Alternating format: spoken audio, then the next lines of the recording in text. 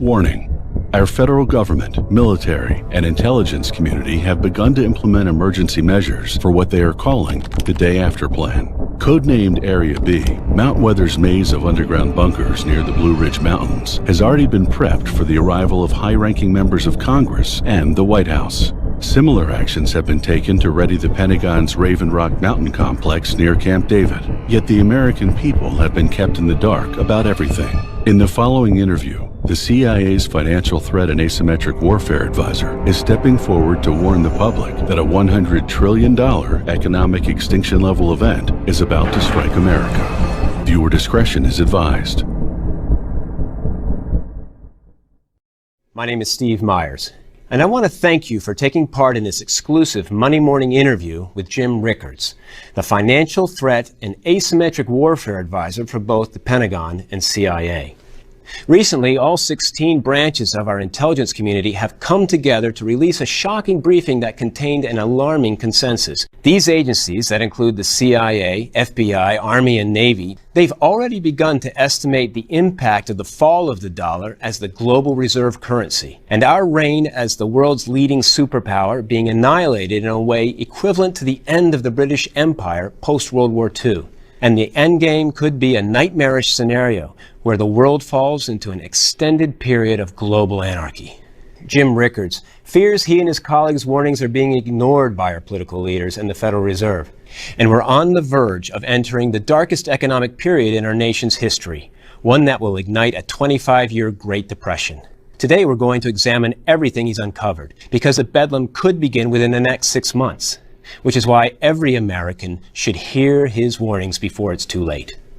Jim Rickards, thank you for joining us. It's my pleasure, Steve. Glad to be with you. In the early 80s, you were a member of the team that helped negotiate an end to the Iran hostage crisis. In the late 90s, when it was discovered that the Wall Street firm Long-Term Capital Management was about to cause a total collapse of the financial markets, the Federal Reserve had to turn to you in order to stop this catastrophe from plunging America into a recession. And then, after 9/11, you were tasked by the CIA with investigating potential insider trading that took place prior to the terrorist attacks. That's exactly right. The problem was the CIA didn't have any capital markets expertise, and why should they? Prior to the beginning of globalization, capital markets weren't really part of the battle space. So the CIA engaged in some outreach.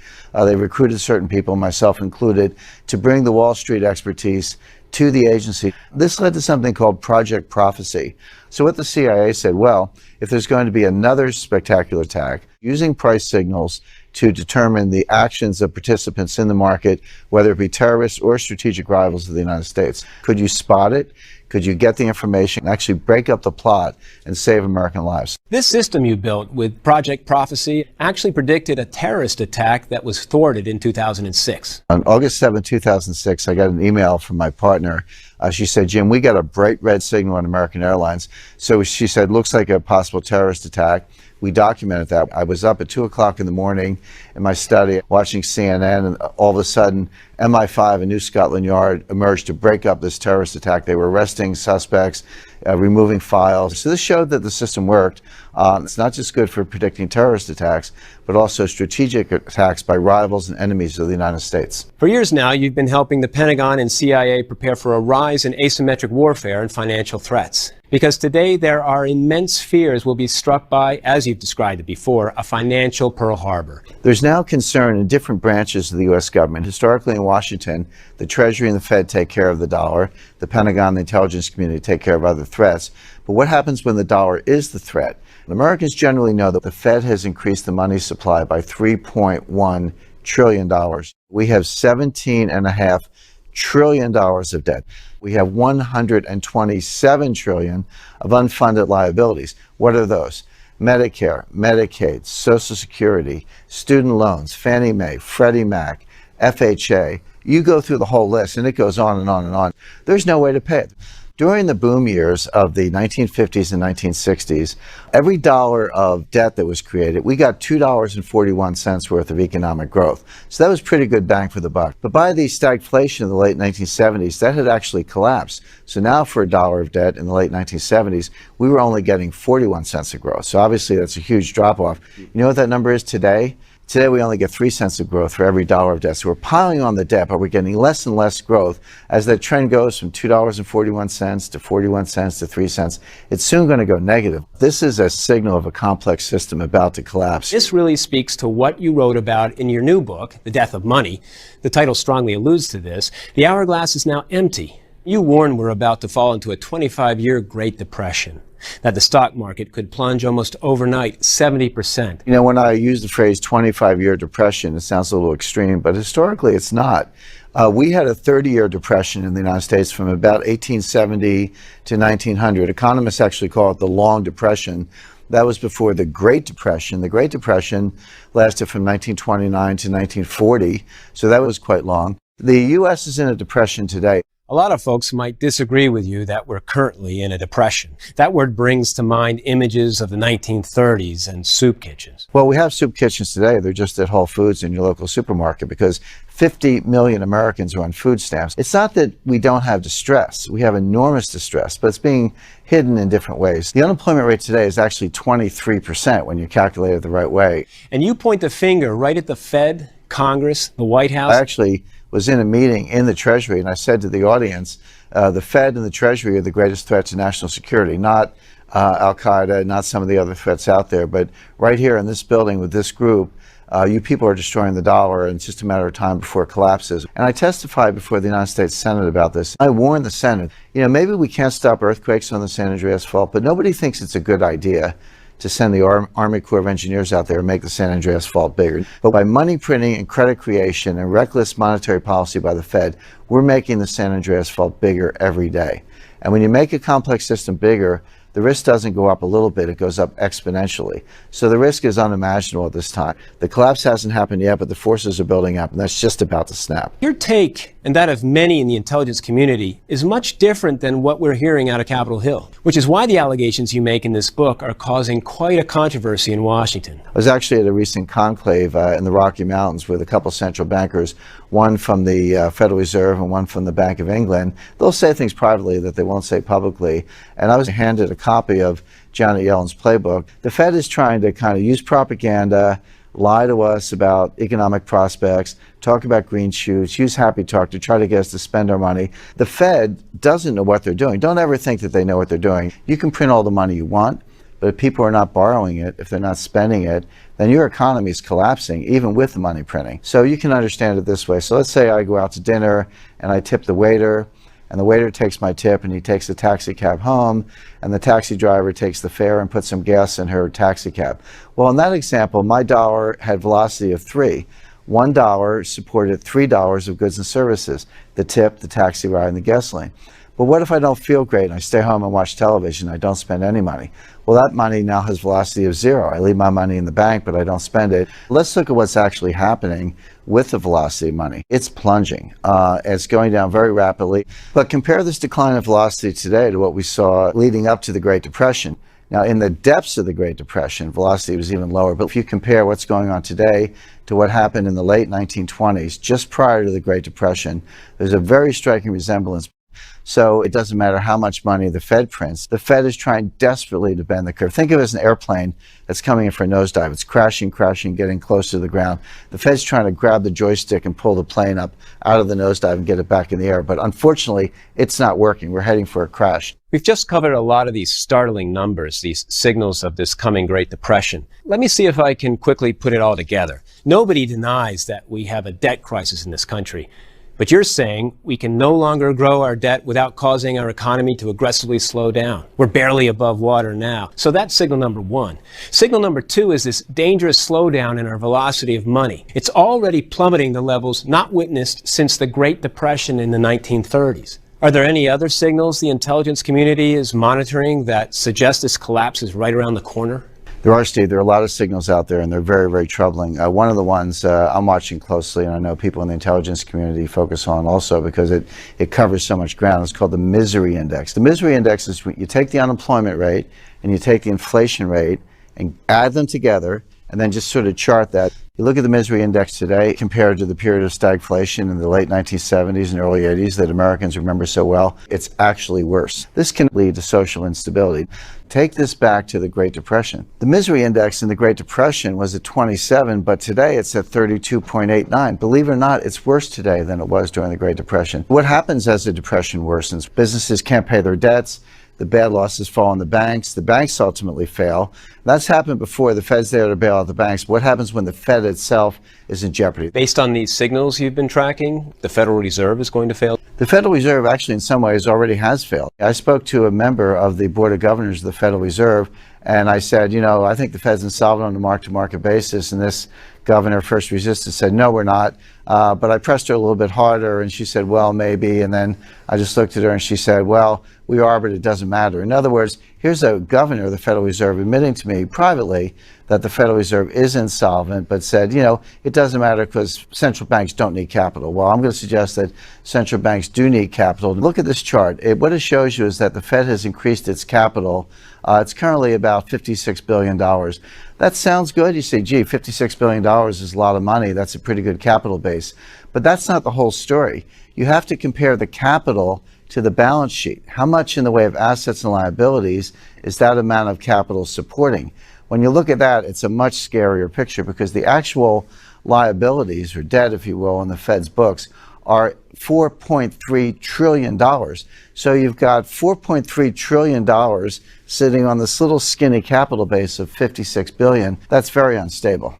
Prior to 2008, the leverage was about 22 to 1, meaning they had $22 of debt on their books for every $1 of capital. Today, that leverage is 77 to 1. So yes, the capital has increased, but the debt and the liabilities have increased much more. Your warnings haven't gone completely ignored. In the budget he presented this year, Senator Rand Paul cited your work and how we've driven our economy to the edge of a Roman Empire-like collapse. In fact, we have footage of Senator Paul instructing Americans to listen to your warnings. Jim Rickards, author of Currency Wars, notes, the Fed is insolvent on a mark-to-market basis. The Fed has wiped out its capital on a mark-to-market basis. Of course, the Fed carries these notes on its balance sheet at cost and does not mark them down to market. But if they did, they would be broke. First of all, I give Senator Rand Paul a lot of credit. He's one of the people who understands the dangers here. But the problem is not limited to the Fed. It's infecting the private banking system as well. There's about $60 trillion of debt on the balance sheets of our banking system. For a long time, debt in the banks grew at about 2 times the rate of growth in the economy. But lately, this has exploded. Today, it's up to 30 to 1. In other words, for every dollar of economic growth, there's $30 of credit being created by the banking system. The whole thing's unstable. I can give you a very good example of this, and this actually comes from physics. If you had, let's say, a 35-pound block of uranium shaped like a cube, it would actually be fairly harmless. It's what we call subcritical. It's radioactive, but it's kind of tame. But now imagine you engineer it. You take that 35-pound block, you take one piece and shape it into something about the size of a grapefruit. Take another piece, shape it into something like a bat. Put the ball and the bat in a tube and fire them together with high explosives. That sets off a nuclear detonation. That destroys a city. The way it's been shaped and configured is what takes it from what we call subcritical to supercritical. Jim, are you seeing any signs that our stock market has reached a supercritical state? Well, unfortunately, yes, we're seeing a lot of signs of this. One of the ones that's really fundamental and really important is the ratio of stock market capitalization to GDP. Because you remember, the value of all the stocks in the stock market, that's supposed to represent the fundamental economy. It's not supposed to be off in a world of its own. But if you look at what's been happening to that ratio recently, it's going sky high. It's 203%. Prior to the recession, that number was 183%. Go back to the famous tech bubble, the dot-com implosion of 2000. At that time, it was 204%. And if you want the scariest news of all, just prior to the Great Depression, that number was 87%. In other words, the stock market capitalization as a percentage of GDP is twice as high as it was just prior to the Great Depression. So that's a really good metric for saying, hey, is the stock market heading for a crash? All the data says, yes, we are. But there's another metric, another warning sign, if you will, that's even more frightening, which is the gross notional value of derivatives. There's a certain number of shares of IBM that are outstanding, but we know what that number is. But there's no limit on the derivatives. I can write options and futures on IBM stock all day long and all the other stocks on the stock market.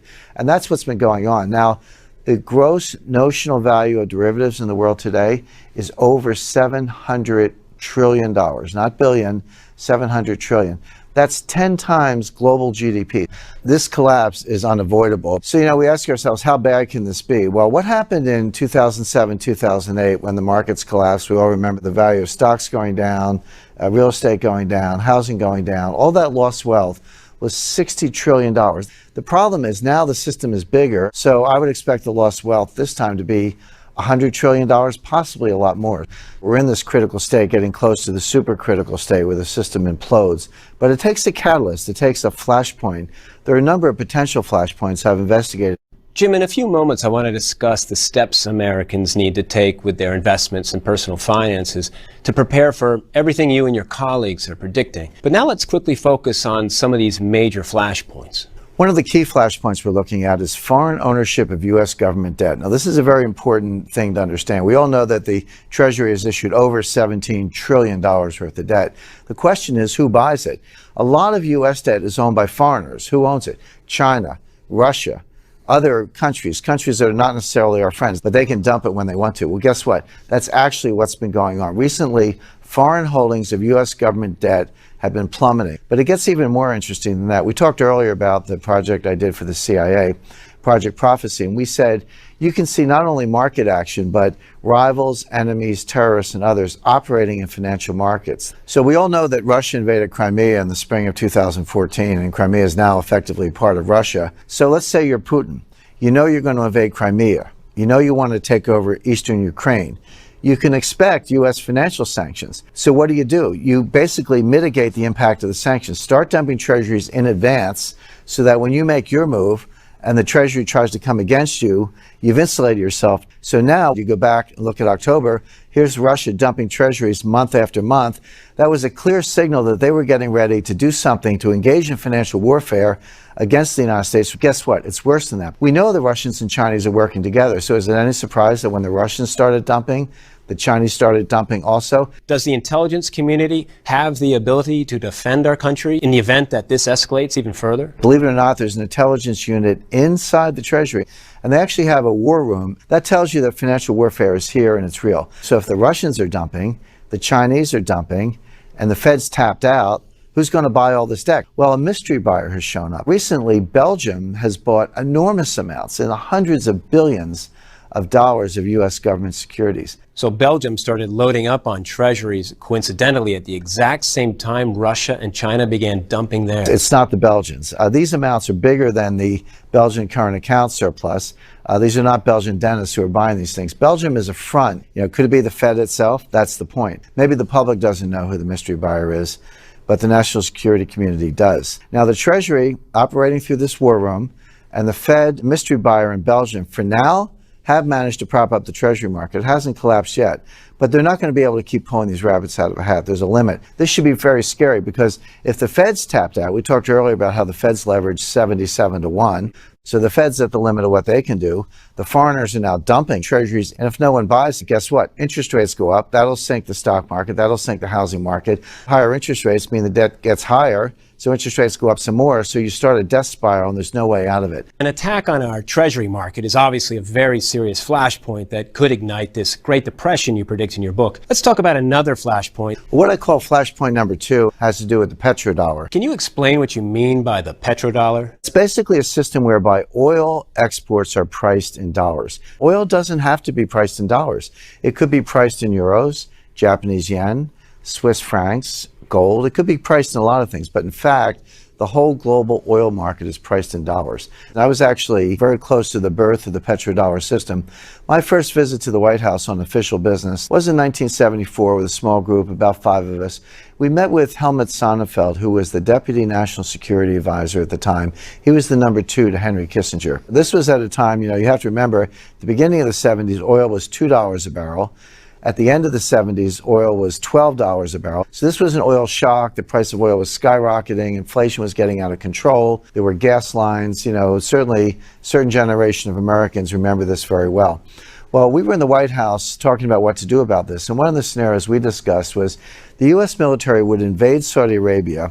We would secure the oil fields, create a military perimeter around the oil fields. We would pump the oil and set it at a price that was favorable to us. Now, we would give the money to the Saudis. We didn't want to steal their money. We didn't want to steal their oil. We just wanted to set the price. Now, fortunately, that plan was not carried out, but it shows you how desperate things were at the time. But what did happen? Why did we not invade Saudi Arabia? Well, the answer is Kissinger and the Saudis worked out a deal. And the Saudis said, okay, we'll price oil in dollars. So that secures the role of the dollar as the global reserve currency. But there was a quid pro quo. We agreed to guarantee the continuation of the House of Saud, the royal family of Saudi Arabia, and by extension, the national security of Saudi Arabia, because they're a relatively weak military power, and it's a bad neighborhood. A lot of enemies in the region, starting with Iran and others. So a question would be, obviously, did this petrodollar deal work? And it absolutely did work. Once it kicked in, the dollar roared. This was the period, sometimes people call it the king dollar period, the strong dollar period. This was after Volcker and Reagan in the 1980s. But this only continued up to a certain period of time, up until around 2000. And then since then, the dollar's been in a decline. So what could cause the fall of the petrodollar? Well, we're seeing it in real time. Think of the petrodollar, or the dollar's role as a global reserve currency. Think of it as a three-legged stool. So here's the stool, and it's got three legs. As long as the legs are standing, the foundation is firm, and the dollar will remain as a global reserve currency. But one by one, those legs are being pulled out. What are the legs? Well, the first one is Saudi Arabia. That was where the petrodollar deal began. Our side of the deal was we would guarantee the national security of Saudi Arabia. But lately, going back to December 2013, President Obama stabbed the Saudis in the back by anointing Iran as the regional hegemonic power. The president has been withdrawing American power from around the world, and his view is, we'll leave a friendly cop on the beat. Every sort of bad neighborhood around the world will have a cop on the beat. The president's decided that Iran is going to be the cop on the beat in the Middle East. They're going to be the heavyweight regional power. Where does that leave Saudi Arabia? Out in the cold. So now Saudi Arabia is saying, wait a second, you've undermined our national security. You've reneged on your side of the petrodollar deal. Why should we hold up our end? Maybe we'll start pricing oil in gold or euros or maybe Chinese yuan, because now increasingly Saudi Arabia is selling more and more oil to China. So the first leg of the stool has been pulled out. The Saudis are going to back away from the petrodollar because we're no longer guaranteeing their security, because we're playing footsie with Iran. Second leg of the stool is Russia. Now, Russia is not a member of OPEC, but they are the world's largest oil exporter, one of the world's largest energy exporters, actually bigger than Saudi Arabia. So even though they're not a member of OPEC, they also price oil in dollars. So they've signed on to the petrodollar deal in their own way. But we're now engaged in financial warfare. Russia's ready to fight back. And this is not, classified information. This is being said publicly. Andrei Kostin, president and chairman of Russian Vnestorg Bank, VTB Bank, it's one of the largest banks in Russia. He recently said, it's time to change the entire international financial system that considers the dollar the key reserve currency. The world has changed. There's another member of the Russian parliament. He said, the dollar is evil. We will sell rubles to consumers of our oil and gas, and later we'll exchange the rubles for gold. If they don't like this, let them not do it. Let them freeze to death. So two of the legs of the stool, Saudi Arabia and Russia, have already been pulled out. The third leg is China, and that leg is coming out too. As far as Russia and China's role in taking down the petrodollar, this recent $400 billion energy alliance they signed, is that the purpose of it? Sure. Russia is the world's largest energy exporter. China is the fastest growing economy in the world. They need energy. So this is a natural partnership between the two. But the dollar is out in the cold. China is actually putting these yuan bilateral trade agreements in place all over the world. They're doing them one by one, but once there's enough trade and enough volume in certain currency, it can become a reserve currency. These are all straws in the wind leading to the collapse of the dollar as the global reserve currency. Jim, in your book, you investigate how nations are now using gold as a financial weapon. Is this one of the most dangerous flashpoints? It's absolutely one of the most dangerous flashpoints, and here's why. A lot of people look at the dollar and say, look, you may not like the dollar, you may worry about the dollar, but you've got nowhere else to go. But there is another place to go, which is gold. You don't have to buy treasuries, you can buy gold. And countries are actually doing that. So this is basically a global rebalancing of gold reserves. This is one of the things that the intelligence community is watching most closely, and China is our number one case. Here's why. China has acquired more than 3,000 tons in the past 4 years. Now they lie about this. They officially say they have 1,054 tons. The reason is China is using their own military and their own intelligence assets to acquire some of this gold in stealth. I recently ran into a senior officer of one of the major secure logistics firms in the world. Secure logistics, that means these are people who operate vaults and armored cars. So they handle the physical metal. They're not central banks, they're not government agencies. These are like Brinks and G4S and Viamat. These are the big players in this field. One of these officials said he recently brought gold into China at the head of an armored column of the People's Liberation Army. In other words, he was in an armored car and they had armored personnel vehicles bringing gold into China. I guarantee that did not show up in the official Hong Kong import figures. Now, why is China doing this? A lot of people speculate that they want to launch their own gold-backed reserve currency. So take the Chinese yuan, back it with gold, make it a global reserve currency. That's extremely unlikely. That's not what China's doing. What they are trying to do is hedge against the collapse of the dollar. China can't prevent that from happening. What they can do is build up the gold reserves. This is known to the intelligence community. This is not publicly revealed. What if it were publicly revealed? Here's what global gold reserves would look like if the amount that China owns were actually suddenly revealed. This is a dagger aimed at the heart of the dollar. Jim, so far all of these flashpoints have involved China. Isn't this an economic suicide mission to attack America? There's something else here, another flashpoint that could melt down the global financial system. What if the US doesn't bring the entire pyramid crashing down? What if it's China? Well, it could very well be. They have a highly leveraged banking system, but the banking system is just the beginning. There's also something called a shadow banking system. This is now a $7.5 trillion industry, and it's up 4,067% since 2005. This term shadow banking, it's starting to get play in the press. How would you explain it? If you put your money in the bank in China, it's just like the United States. They pay you nothing, zero or maybe, 1/4, 1%, something pathetically small. But they're offering these wealth management products that pay 5, 6, 7%. Well, what are they? Well, they take the money and they buy mortgages on worthless assets, inflated assets, and bubble assets that are going to crash. Before the crash in the United States, before 2008, new construction as a percentage of GDP growth, that was about 16%. 16% is a pretty big slug. But look at China. In each of the last 3 years, construction has been 50% of GDP growth. They're building white elephants, they're building trophy projects, they're building ghost cities. I've been to China. I was with the Communist Party officials and provincial officials. They were trying to get me to bring some businesses in. I went to one place near Nanjing. They weren't building 7 buildings, they were building 7 cities. Every city had a whole cluster of skyscrapers, luxury hotels, athletic facilities, housing facilities, high-end shopping, metro stops, highway access, and an airport to service all 7 of these cities. This construction was going on as far as the eye can see. It was all empty, all of it. Now here's the point. In the US before the crash, it took about 4.3 years of income to buy the typical house. In China, it takes 18 years of income. Well, if they're building apartments and co-ops and condos and people can't afford them, the price is going to collapse. One of the senior banking officials in China said, this is a Ponzi scheme. Those are his words, not my words. I happen to agree. But we all know what happens to Ponzi schemes. Eventually, you run out of suckers and they collapse. Once you have enough collapses, there's going to be a run on the bank.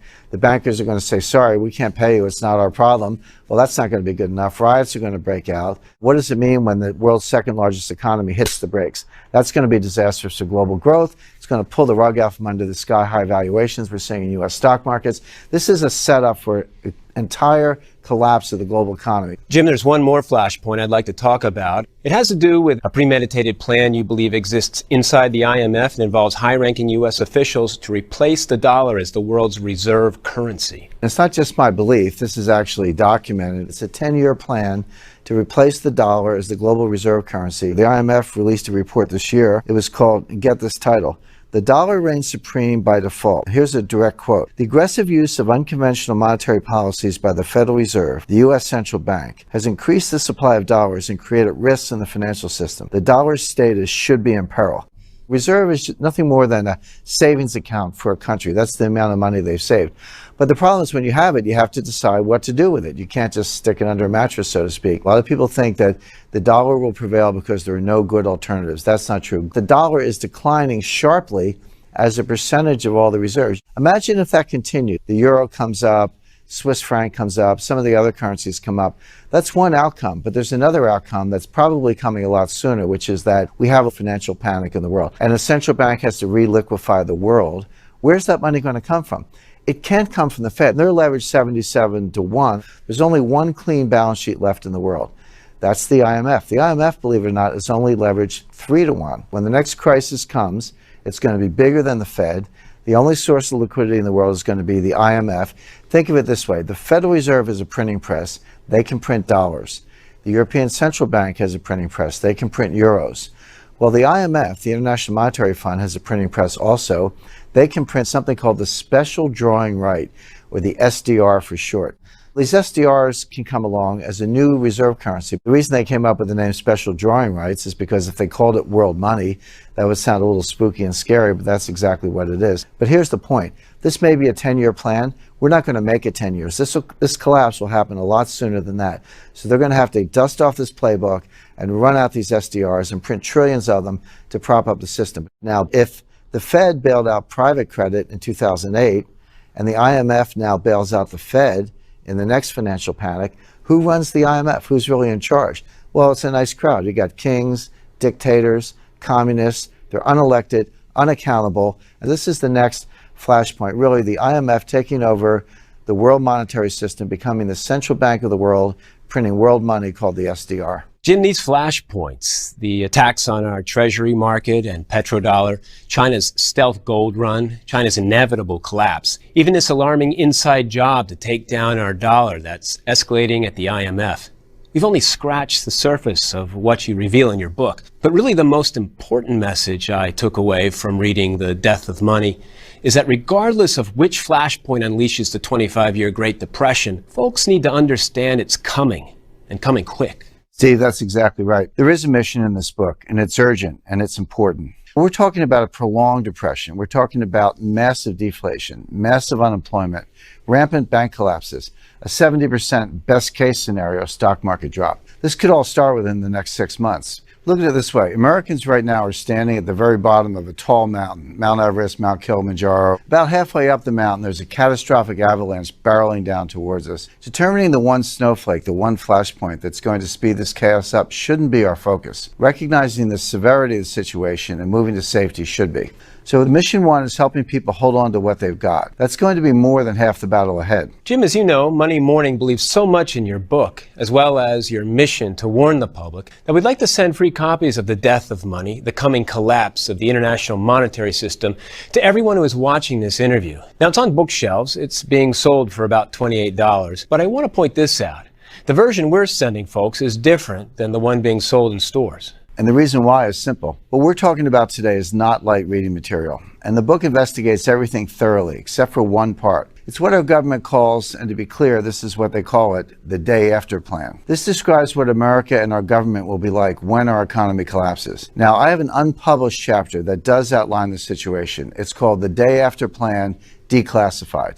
I didn't put it in the book that was originally released because it is controversial. The picture I paint is far from pretty. But I am going to include this chapter here because folks watching this interview are more prepared to see this intelligence and these scenarios. You also took another step with this version of the book. You created a 6-part video series you're calling The Death of Money Digital Debriefing. Here's why I put that together. It's impossible for anyone, me or anyone else in my line of work, to give you an exact day and time this collapse will begin. We just know it's coming and coming soon. However, there are crystal clear warning signs that will appear in our economy and in our markets. This is certain. So across this video series, I walk folks through the 7 major signs. I give you the exact signals we're watching. I share the charts, the announcements you'll hear from certain world governments and the Federal Reserve. I examine the flashpoints even further that could ignite this nuclear meltdown in our economy. I explore the secret bubbles nobody is talking about. I share more findings from the intelligence community about Russian, Chinese, and Iranian activities against America. And this is very important.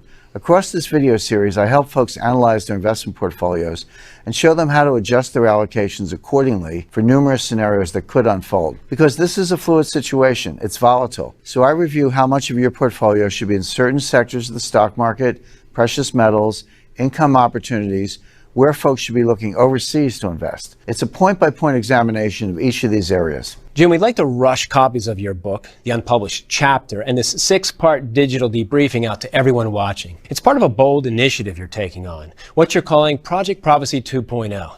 You helped lead a CIA mission called Project Prophecy. The goal was to identify the signals in the financial markets and economy that threatened our country. With this relaunch of Project Prophecy, Here you're applying this same methodology to helping everyday folks build this unbreakable wall around their wealth. Let's talk about what you've created. Steve, I realize much of what I've revealed today is a shock to the system. America is facing one of its darkest periods. There's no escaping that. And some of the measures folks are going to need to take to protect themselves may be outside their comfort zones. So I'm going to take a hands-on approach here. My book, the unpublished chapter, and digital debriefing will give them the big picture. But folks also need to know the exact investments to target and the ones to avoid. They need to rethink how they handle their personal finances. To help them, I prepared a set of intelligence briefings. The first is called the Project Prophecy Wealth Defense Blueprint, the 4 directives. And with each directive, I have specific investments targeted. Let's examine each of them.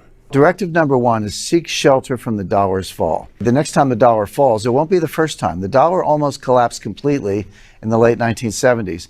Between 1977 and 1981, a 5-year period, cumulative inflation was 50%. If you had insurance, annuities, any kind of fixed income, retirement income, savings in the bank, you lost half your wealth in a very short period of time. What we're talking about now could be a 70 or 80% collapse, maybe even more. The best way to handle the dollar's fall, and this is what I focus on in the briefing, is to invest in the euro. What people have to understand, the euro is not an economic project, it's a political project. And if the political will is there, directed from Germany, the euro is going to hang together. We have a chart actually showing the euro's rise against the dollar. So just imagine all the talk about the collapse of the euro, and yet the euro is actually getting stronger. And by the way, everyone knows that the United States has 8,000 tons of gold. Well, Europe has 10,000 tons of gold. Europe is the largest gold holder in the world, so they actually have the gold to back up the euro. Now, you don't have to open a foreign bank account to invest in the euro. In this Project Prophecy Wealth Defense Blueprint, I'm recommending a specific fund that rises twofold as the dollar falls against the euro. This is a very strong defense play because you are getting twice the return from both the dollar's fall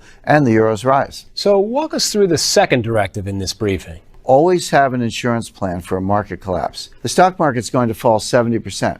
Now, does that mean you shouldn't hold stocks? Folks should make that decision for themselves, but there are ways to use the market itself as a safety net. I'm recommending we target the sector that will experience the most severe consequences of this collapse. The financial sector, the companies that are holding all these toxic derivatives. These are going to fall harder and faster than anything else. So I examine a specific fund in this briefing that is heavily weighted against the financial sector. It rises 3% for every 1% the financial sector pulls back. So 25% pullback, that's a 75% return from this fund. If it falls 70%, now you're looking at a 210% return. What this fund allows you to do is use a small amount of capital to multiply your protection against a market crash. It's excellent insurance. So take us through the third directive. Directive number 3 is a common sense idea. Invest in what people can't live without. When America experiences this worst case scenario we are predicting in the intelligence community, people won't stop needing food. They won't stop using energy. They won't stop using essential goods and services.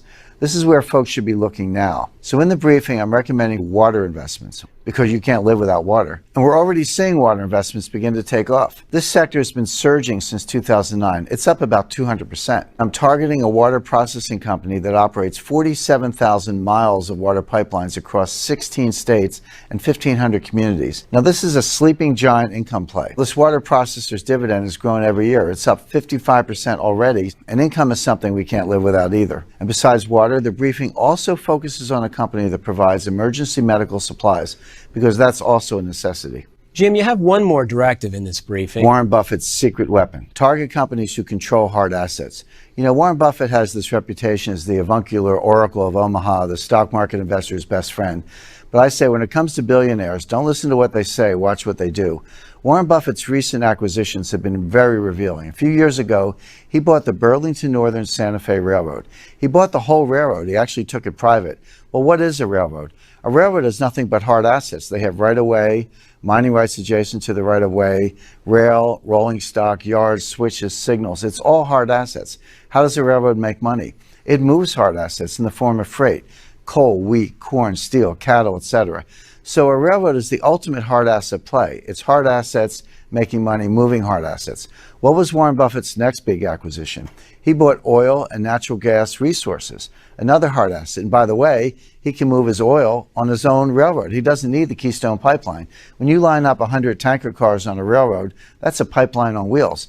So Warren Buffett is a guy who's dumping paper money getting hard assets in the form of railroads, oil, natural gas. If it's good enough for Warren Buffett, it's good enough for everyday Americans. This is the most important of the directives. So I have the top 6 companies who have built these hard asset escape plans into their business models. Now, the second intelligence briefing you've created, it's called the Project Prophecy Watch List, 30 stocks that will soon collapse. Take us through this. Steve, during the original Project Prophecy for the CIA, we built a tracking system, a watch list of the 400 stocks most likely to signal a coming attack on America. But in the years that followed, we kept modifying its capabilities so it could identify the companies that were in danger of collapsing. This intelligence briefing reveals the 30 stocks that are now at the top of that list. Now, when folks see these stocks, it may shock them. These aren't microcaps or small caps because they don't have the capability to do widespread damage. These are 30 of the most widely held stocks in the retirement accounts and 401ks of everyday Americans. Most are large blue chips. That means everybody watching today is probably holding 1, 2, or more of them, and they are vulnerable to complete annihilation. Now, inside this list of 30, I've singled out the 10 that are currently at a red alert status. This means that if you are holding them today, you need to not be holding them tomorrow because the clock is running out on them. They are already at risk of failure before the worst of what's coming appears. Now let's talk about the final intelligence briefing you've created, the Project Prophecy Hard Assets and Personal Finance Playbook. I'm advocating people, if they aren't already and they have the means to do so, to start exploring adding hard assets to their overall portfolio. This intelligence briefing covers them all, from land, including farmland, to certain antiquities and art that holds value, as well as physical currencies and precious metals. I'd like to focus on one precious metal in particular, gold. Now, in the book, you reveal how China has successfully manipulated gold's price to keep it low while they stockpile it in their reserves. But you're bullish on it moving forward. However, you do write that people may be taking a dangerous approach to gold investing. It's become fashionable in recent years to invest in gold ETFs. The GLD ticker is the headliner. The logic on the surface makes sense. You can secure gold without having to acquire it physically and store it. You can even, theoretically, at least they tell you, you can cash in your ETF shares for physical gold if you so choose in the future. This is the problem. That's not true. The everyday American does not have that ability. Here's how to think about the gold market. Imagine it's a pyramid, but it's inverted. The point is down at the bottom and the wide base is at the top. There's a little tiny bit of physical gold at the bottom. On top, you have all these forms of paper gold. What are they? Gold leasing, unallocated gold forwards, gold futures, gold options, gold ETFs. These are all what I call paper gold. They give you contractual rights, but there's no assurance you'll ever get your hands on physical gold. Now, what's happening is this whole pyramid is getting larger and larger, but the amount of physical gold, the floating supply, is disappearing. When gold moves from the GLD warehouse to the Chinese warehouses in Shanghai, which it is, it's been moving from west to east in very large quantities. Once it goes to Shanghai, it's no longer part of the floating supply. That gold is never going to see the light of day, at least not for several hundred years. So the total supply may be unchanged, but the floating supply is dropping. That means this little brick at the bottom of the pyramid is getting smaller and smaller.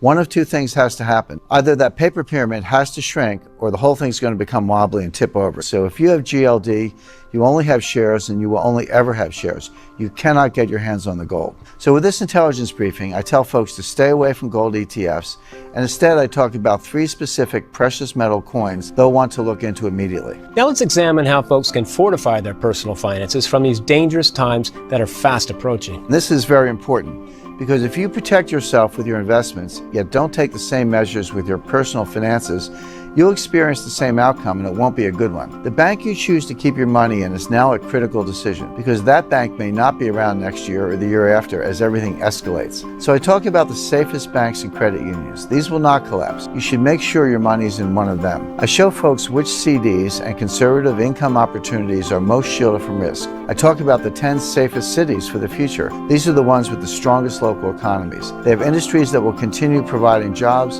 Their crime rates are low now, and they have the best chance of staying that way even in the darkest times. Retirees should be looking near these areas. Plus, I also examine which careers will be the safest, because real unemployment and underemployment is already an epidemic, but it's going to get much worse. Jim Rickards, what you revealed today in this interview is nothing short of a wake-up call. Thank you for joining us. It's my pleasure, Steve.